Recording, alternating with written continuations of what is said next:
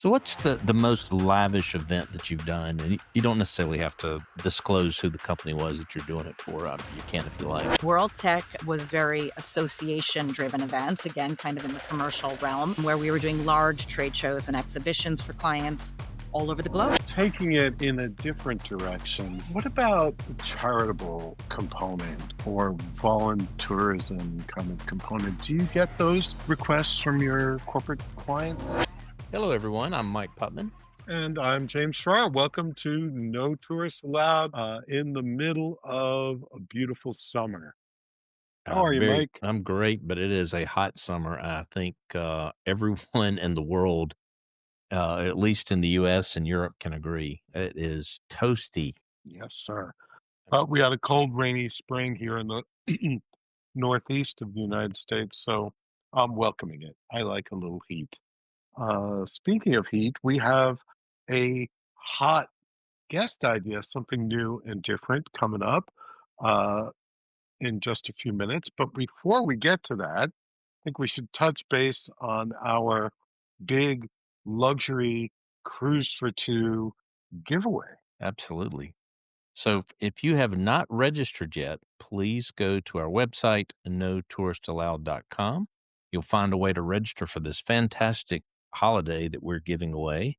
It's for two people in a luxurious balcony cabin for a cruise to Alaska, which is one of the most breathtaking, awe-inspiring trips that I've ever been on. And I think our lucky winners will certainly agree with that.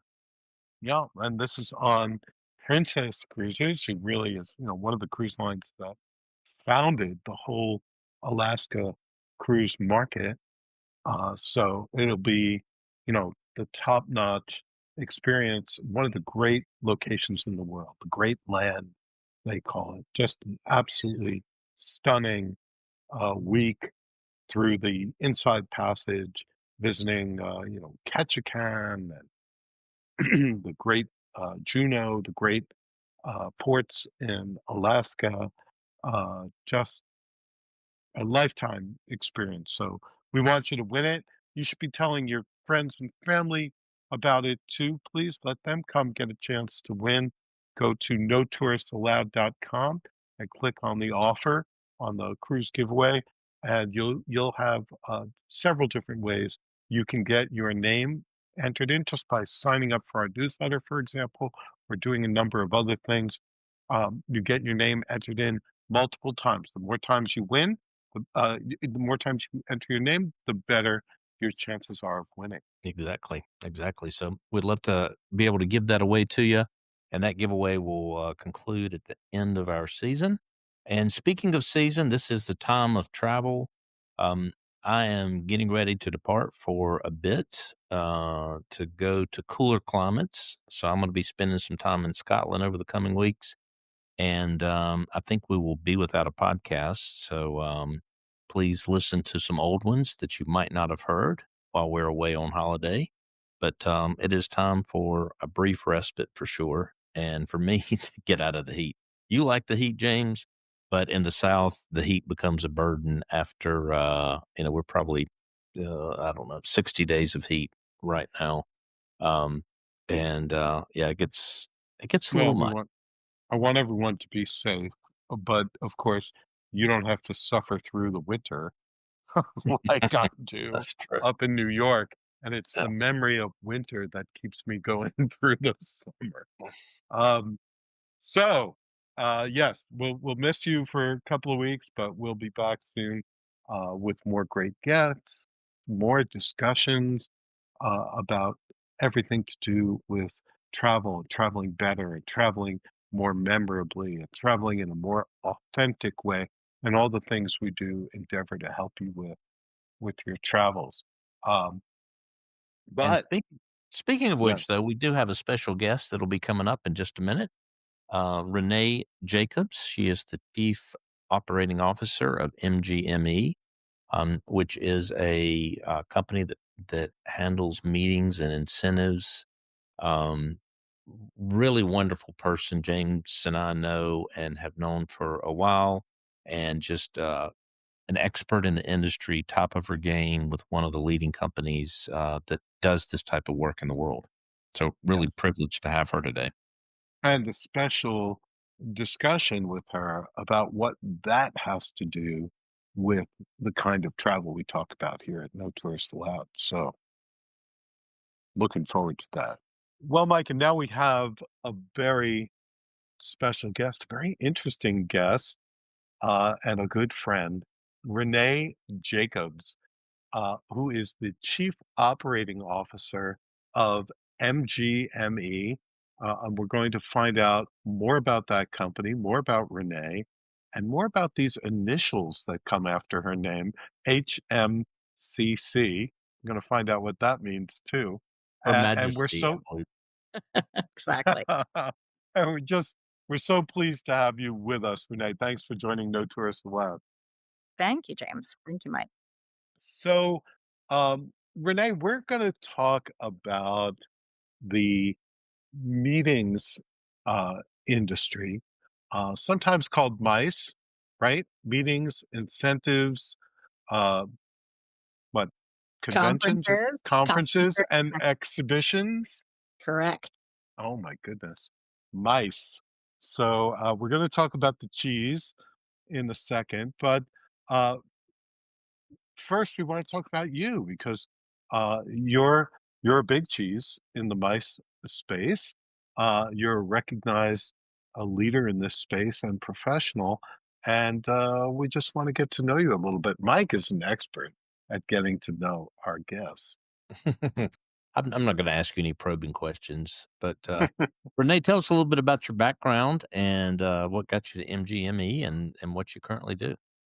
Sure thing. Yeah. So I've been very passionate about travel and tourism since a very young age, and actually got introduced through high school, through a high school work program, to be the assistant to the president of an event planning company. And I thought, how cool. This is a company that just plans events and parties and gets to travel around the world. So I got introduced and just loved it and never looked back. So I started working at that company called the Compass Group, which was a small independent agency in New Jersey that focused a lot on life science events and got to really uh, learn the nuts and bolts of the industry at that job, and was there for 7 years while going to school and getting my degree in commercial recreation and tourism at Montclair State University. So once I got my degree, I decided to move on and focus internally with a company called the Journal of Commerce, and planned their large commercial events. Commercial events really meaning events that are sponsorship, exhibition, and registration revenue driven. And was responsible for helping them grow their international market, which was just so exciting to me. So I was there for 9 years and brought events to places like Shenzhen, China, and Antwerp, Belgium, and a lot of new, exciting destinations for me at a young age in my 20s, and helped really grow those events and expand them into different regions like Asia and Europe and other markets. So was there for quite some time, and then went to World Tech, and World Tech was very association driven events, again, kind of in the commercial realm, where we were doing large trade shows and exhibitions for clients all over the globe. And also worked a little bit on some smaller incentives and corporate events as well. And then World Tech was actually merged and then acquired with MGME, McVeigh Global Meetings and Events, in 2018, which I've called home since, and have kind of worked my way up from executive vice president to COO. Yeah, you've had a great journey, and what a fun industry and challenging industry to work in. Can you give people a little sense of the scale? I mean, MGME has, very big, very well-known clients and does everything from small uh, advisory board meetings to huge events with thousands of attendees, right? Yep, that's exactly right. Yeah, so we kind of break it out into three sectors, essentially. Our life science events, which are made up of internal and external medical and pharmaceutical events for our clients. Like you said, James, a lot of ad boards, speaker programs, that kind of stuff, but also some incentive events where they're rewarding their top salespeople at some of the pharmaceutical companies. And then we've got our corporate clients, our Fortune 500 clients, where we're doing large national sales meetings, user groups, that kind of events. And then we've got our commercial division, which again is a lot of my background. And that's where we've got our association, nonprofit, and other clients that are really driven by commercial revenue streams. And so, are these events? Are they always done where the attendees travel, or are some of these maybe at a near a corporate headquarter where people live in close proximity? The majority of our events, people are traveling. I'd say 95% of them are destination events that move around. So a lot of times they might be annual or biannual events that are going to different destinations, and it's our job to also source and find the right venue for those groups. But for the most part, these are groups that are or events that are people are traveling to. There might be some local attendees, but most people are getting on planes or trains. Um, so people, I think, are probably asking themselves, our loyal listeners here, why are we talking to a meeting and events professional at No Tourist Allowed? And I want to get to that in just a minute. There's actually an important point here to be made. But before we do that, I want to ask the question that I know everyone's thinking. Like, can you tell us what's the biggest event you've ever done? What's the most elaborate part of an event you've ever done? Because, people are thinking, what are these big parties like? And what are these big challenges like? Yeah, yeah. Well, I've had such an array of experience in many destinations that this is always a tough question for me because I don't even know where to start. So I try to break it down regionally. So we've done amazing events in Singapore, the Marina Bay Sands at the very famous pool, rooftop pool at the Marina Bay Sands in Singapore, which was just fabulous. That was for about 1,000 attendees. They closed down the whole pool deck for us to throw a reception, and it was during Formula One. So that was really exciting for people to be able to look down and see the track. And it was just a Yikes. super cool experience. So that one definitely stands out. We've done a ton of events in Europe at such special venues, like castles in Budapest or some amazing wineries in Spain that always have stuck with me because you're taking the groups outside of the venues where sometimes you're stuck for days and just letting them really experience what that destination is about, making it a little bit more of a leisure trip in ways. And And then done some really cool things that, are on my bucket list with groups, like fishing for piranha in the Amazon or, uh, it's uh, good it wasn't the other way around. Right. no, no, but talk about exciting, and then getting to eat it afterwards, you don't forget that, and then, bringing a group, diving in South Korea off Jeju Island, and catching fish and being able to eat it sashimi on the boat. Like, just really, really cool stuff. So it's not even necessarily the size of the group sometimes that stand out. It's those little special moments that do make you feel more like a tourist versus being on a business trip, which, we always try to combine nicely with our groups no matter what the size. So Yeah, fireworks and drone shows, right? all that So fun stuff. Yeah. yeah, alright. So the $64,000 question here is, since we're on No Tourists Allowed, and our ethos is about helping people travel in a more authentic way, a more memorable way, um, how can attendees travel to these conferences and conventions and even smaller meetings and get an authentic sense of place.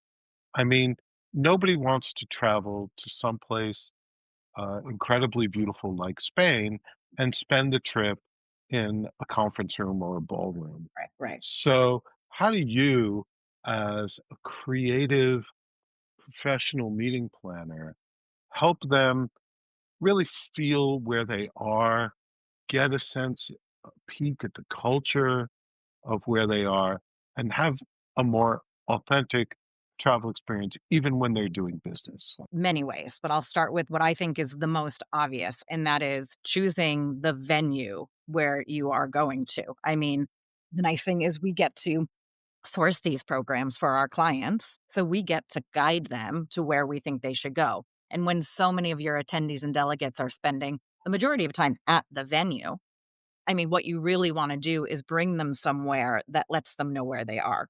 The Raffles Hotel in Singapore, a lot of the Fairmont hotels in Canada that really make you feel like you're in that destination, like Banff or, Yeah. Quebec City.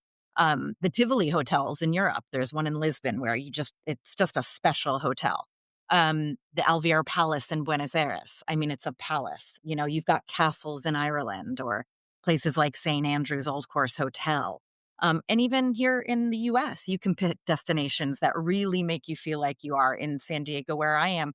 The Hotel Del is, one that I always push for because you just feel like you're in San Diego. So starting with the venue is so important because not everyone gets a lot of free time on business trips, and like you said, James, they're in meeting rooms a lot of the time. So being able to at least have them experience something when they wake up and they feel like they're in a special space that is very tied to the location is important. And to even take that a step further, you can find amazing ballrooms that have been renovated that are old properties, old venues. Like, for example, Hiltons are really good at this in Europe. The Hilton in Antwerp used to be an old bazaar shopping mall, and the ballroom is just spectacular. Or the Hilton Budapest in Hungary, is in the Castle District, and it is just magnificent. So there's a lot of hotels also that have been able to incorporate the local flair and area in the meeting space. Some So history. Yeah. yeah. Yeah, so finding that venue is kinda like, again, kind of obvious, but if you're not gonna get out a lot, it's just nice to start with that. Um, the other one, of course, is cuisine. I mean, so critical for us as event planners to make sure we're feeding our attendees, but feeding them cuisine that they wanna eat because of where they are, regional food that is gonna make them feel like, "Wow, I can't get that at home." And there's just so many foodie experiences that you can have at meetings and events that are not just in the hotel, but of course offsite as well. We've done some amazing things like, creating food markets in Bangkok, using the pool at a hotel to make a floating market if you can't get them off the space. Visiting a local fish market in Peru to make ceviche, um, sushi making in Tokyo, truffle, class in Tuscany. I mean, there's just so many great ways to incorporate that. But even if you're at the hotel, you can try to do that. And you're really ticking off a few boxes because you're also sourcing local food, which is really important to a lot of our Oh, clients. yeah. It When we were in Santa Fe, not only did we stay at a really cool property, but we did what a salsa making competition with a chef from the hotel and all sort of Southwest based ingredients from their kitchen garden and so on.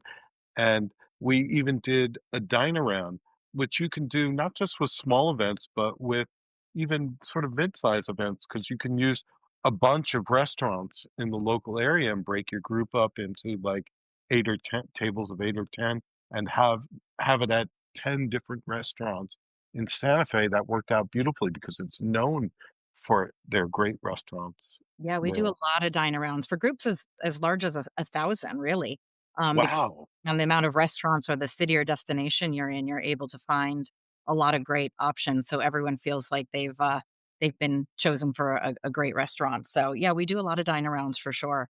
I But don't yeah, think people realize that you can do things like that, even with a large group, and really visit that location. yeah, That's why, absolutely. and that's one of the reasons is it's important when you're doing these types of events. If people try to do it themselves, and to some degree you can, but if you really bring on a professional, it makes all the difference in the world. Someone that Oh, has sure. the experience of the destination, and just has the experience to know what to do when, and how much to put on the attendees' plates, and how much free time they need. And that's something you just individuals are not going to know. Right, Um, right, so absolutely. Yeah, Oh, this is definitely a science and an art, you yeah. know? Renee, how else yeah. what about entertainment? Yeah, I was just gonna say, so really collaborating with local vendors is a huge piece of our business and in all of the events we do, whether it's just doing something in the US or doing something abroad.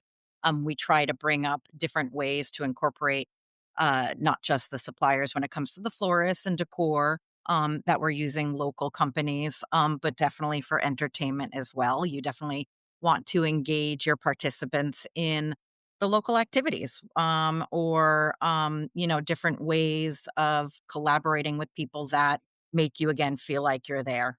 Maybe it's basket weaving, that's really large in the place you are, or some great art, glass making, and off of Venice. What's that island off of Venice? We did an event there. Where Murano? yeah, Yeah. where, we, had people, work with the glass. We've done a lot of fun things where you can bring in pop-up markets to the venue, so that local artisans are able to sell their goods to your attendees, and it ticks off a few boxes. Maybe your attendees aren't gonna have time to shop, and also you're, providing that opportunity for local artisans, to We have just talked to a cruise line who's taking a page from your book there. Celebrity is using a big event space that they've built into all their ships now for, bringing on a local marketplace before you come into a destination. Um, Similar idea, right? Yeah, we've done that in, the DR, we've done that in Doha. We did a pop-up souk in the Middle East. I mean, it's a great way to allow people to experience that, which they might not have time to do. Maybe they don't feel comfortable doing on their own, with the limited time they have during an event. So bringing it to them a lot of times is a great way for them to feel like they're experiencing it, and it's authentic because it's the actual people who are selling these products in these markets. So, So what's the most lavish event that you've done? And you don't necessarily have to disclose who the company was that you're doing it for. You can if you like, but if appropriate. But what was that experience like? oh my goodness. The first thing that comes to mind is for an association client. We had a spectacular dinner for about 1,500 at Emirates Palace in Abu Dhabi. And I don't know if you've ever seen Emirates Palace. You've got to Google it. It's now actually a Mandarin Oriental hotel. It was not at the time.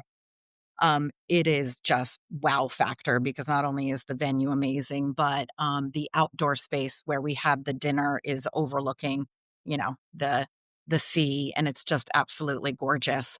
And we had just a multitude of entertainment and different types of things like cool old classic cars set up with beautiful women, posing with you to take photos, and the walking dresses with, the champagne skirts, and aerobatics and fireworks and you name it.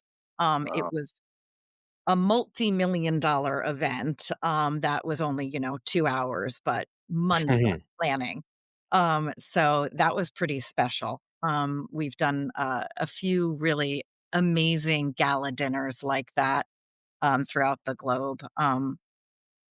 That have really just, yeah, resonated with me, but, not all clients have those budgets, so sometimes Yeah. we're trying to Well, create that experience with much less money. taking it in a different direction. What about charitable component or volunteerism kind of component? Do you get those requests from your corporate clients? Oh, we definitely do, more and more so. I mean, I'd say in the last 5 years, it's CSR has become, much more, important to our clients. CSR is corporate social responsibility activities. Yeah. So Yeah. we are integrating these into a lot of events, especially if they've got, off-site activities that they're planning for the day that we at least are trying to offer 1 or 2 that really are focused around CSR. So that's different types of community projects or sustainability initiatives that might be local. And that could be anything from tree planting to beach cleanups, bringing school supplies to a school. Um, Right. the nice thing is you can, if you don't have a half day, if you don't have a full day to do these types of activities, you can do these in an hour. I mean, we've done things where you do a beach cleanup before the meeting starts, or, you set up a ballroom where you can plant trees and it just takes about an hour or 2 of your time, but your attendees walk away feeling really good. And you make you make an impact on the local community. So there's ways you can do it that aren't going to take up a lot of time either. But there are also, really cool things you can do that are half day or full day activities as well, and working with local charities. The other thing that we try to do is, events have a lot of waste. We've gotten better and better with all the sustainability initiatives and efforts our clients are making and we're making as a company. But we work with local companies to bring, all the extra notepads or delegate bags to schools and other organizations, which is also a great, easy thing to do. Oh, and a lovely way to connect a little deeper with a place, right? Absolutely. And to get to know a place, to visit a school, to meet kids, to meet real people, families that live in the place. I think that that's a wonderful way to create a more authentic travel experience Absolutely. and also do something good. Right. Um, and sightseeing and things, you know, catamaran cruises or waterfall treks, or we've done some together. We went to a wildlife conservation uh, place, and we did some architectural things. So all of that can be part of a business trip too. For sure. Absolutely. We try to get people out, to experience those depending on the type of event, of course. It might not be the right fit for everybody. But we've done some great activities and we call them destination immersion activities or sense of place, activities. So people really feel like they're ticking things off their bucket list. Uh even though they might be there for 2.5, 3 days in a destination. So So there's really no end to it. It's really a matter of, well, as Mike said, first of all, having professionals on your side who have this knowledge, who have the contacts and the resources, have done this before, all of that. yeah. Quite a bit of creativity that goes into all of this. And it creates, I don't know, for me, am I the only one that gets a little surprised by this? I mean, we did a dinner together, Renee, where we were in Arizona and we had wines from Arizona. Who knew that Arizona made wines? And if you judge by how much Mike drank, they were really good wines. Very tasty. I will agree. Very tasty. Surprisingly. Yeah. Those are the nice little surprises you try to, put in at events for sure. You know, So, we Renee, if someone wanted to get in touch with your organization, what would be the right path to go? mgmeconnect.com. So our website has a contact us page where you can let us know what you need from us, and we'll immediately contact you to figure out how we can assist you. Also, you can find us on LinkedIn, of course, and Instagram and Facebook. But really, going to our website is going to show really all the services that we offer, a lot of case studies, so you can see kind of the types of events that we do and a lot more information just around our services. So, Oh, And great. you guys do soup to nuts, oh of yeah, course, everything from sourcing and planning all the way through to the meeting, the stage production, all of that if it's involved. But you also can support doing certain things, right? Sort of a little more surgically. If a company already has the meeting planning part taken care of, you guys have the creative services, you can pick and choose a little bit. Yep, that's correct. Yep, we're full service. So we have a lot of clients where we do A to Z, and then we've got a lot of clients that are just a la carte. So really just depending on what you need. We do just sourcing for a lot of clients or air ticketing for groups, creative and production. So it really just depends on the needs and the budget. And I know it's sort of a little taboo to talk about clients, specifically name clients who are active at the moment or who, haven't given permission. But I've seen in your publicity clients from the past, like Estee Lauder Company and HBO, and you know, some very very big names all the way through to, as you said, life sciences, which you were in New Jersey, so that makes a lot of sense. It's kind of the capital of life sciences, right? All the big pharmaceutical companies are there. So a lot of those.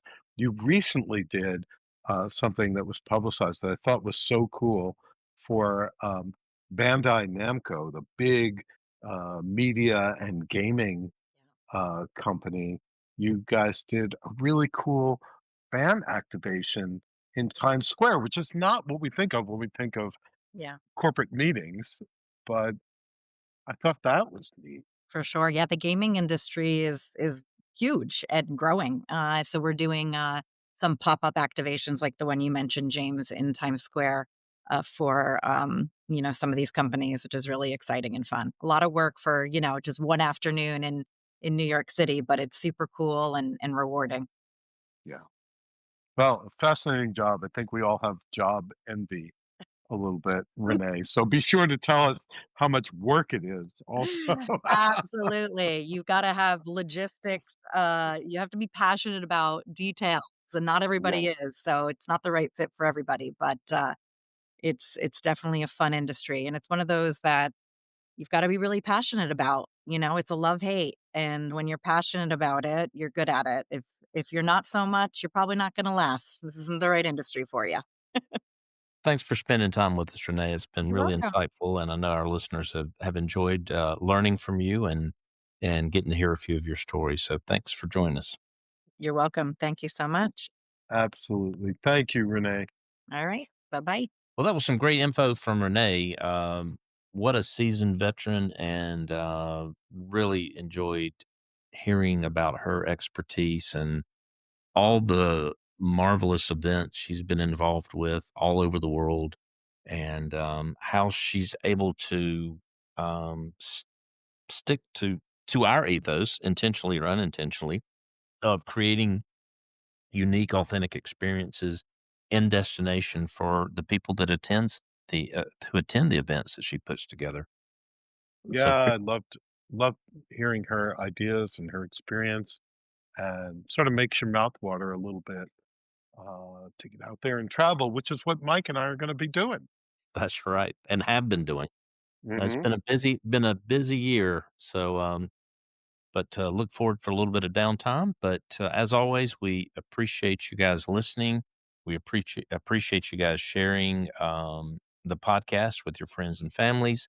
Don't forget to go to notouristallowed.com and register for that fantastic giveaway that we're providing.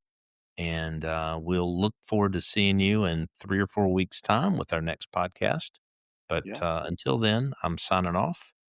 Oh, Mike, Travel before you safe. go, Oh, I didn't get a chance to tell you about my trip to Pebble Beach in California, one of the great golf courses and golf resorts in this country. And you know, the fact that I got to be at Pebble Beach, stellar golfer that I am, yes. you know, It's I don't golf at all, so really it was a terrible waste. it was, Such but, Pebble Beach and the, inn at Spanish Bay, which where I stayed, which is on the coast, the golf course right on the coast on the rocks, over the ocean, one of the great coastlines in the United States, just stunningly beautiful, right next to beautiful city Carmel and Monterey. So just a really special place.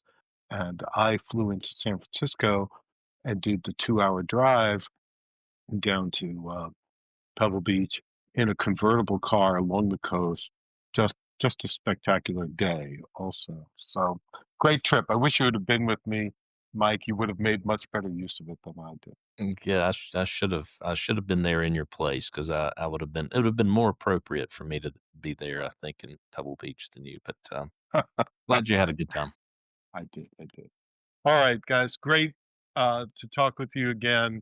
And as Mike said, signing off for a couple of weeks. Looking forward to seeing you back here. Don't forget about us, right? Go back, listen to old episodes that you might have missed, and then be here with us when we come back live in just a few weeks.